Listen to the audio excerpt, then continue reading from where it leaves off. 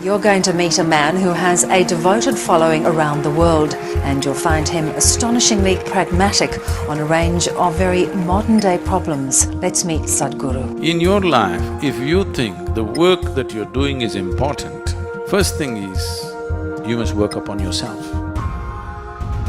This is a curious thing because what is the true definition of yoga?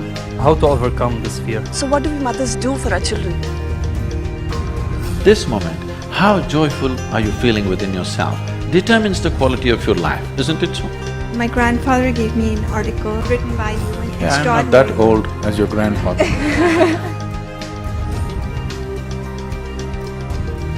In reality, there's just you, me and someone else.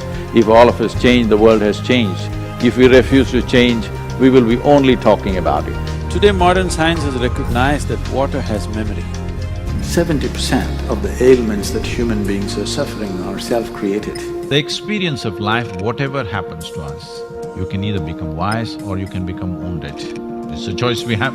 If God doesn't necessarily exist, why do we need gurus? Why do we need Sadhguru? When you're in an unfamiliar terrain, it is sensible to take instructions.